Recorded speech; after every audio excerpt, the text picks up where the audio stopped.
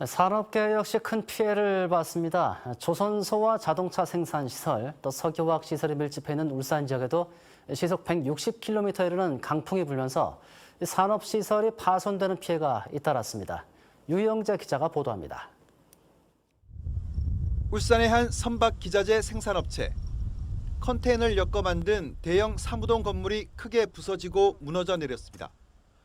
정전으로 전기 공급마저 끊기면서 이 공장에서 일하던 2,000명 넘는 작업자들은 일손을 멈춰야 했습니다.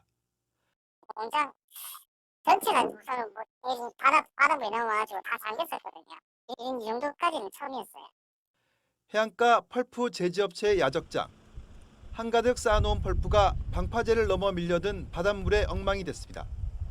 직원들이 나와 하나라도 건지기 위해 이리저리 살펴보지만 여의치 않습니다. 울산의 한 국가산업단지 해안도로입니다. 강풍과 해일이 휩쓸고 간 이 도로는 마치 지진이 난 것처럼 심각하게 파손됐습니다. 최대 시속 165km에 이르는 강풍은 조선소에서 건져 죽이던 대형 에탄 운반선마저 옆으로 넘어뜨렸습니다. 배가 기울면서 저반 시설이 부서졌고 배 안으로는 물이 들어차고 있습니다. 베란다 창문이 막 들이치는 거예요. 막 붕붕붕 치는 거예요. 치면서 집이 막 흔들릴 정도로. 울산항에 마련된 제품 보관 창고는 강풍에 너덜너덜 찢겨져 앙상한 뼈대만 남았습니다.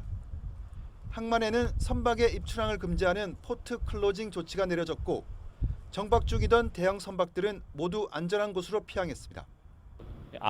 암벽이라든가 손상이 일어날 경우에 그 뒤에 항만 기능을 유지할 수 없는 그런 어려움도 있고요. 울산 석유화학공단에선 석유화학 저장 탱크에 외벽 보온재가 뜯겨져 나왔고 울산 시내 대부분의 교통신호가 마비돼 출근길 대란이 발생하면서 자동차 공장 등 주요 생산시설의 업무가 큰 차질을 빚었습니다. MBC 뉴스 유영재입니다.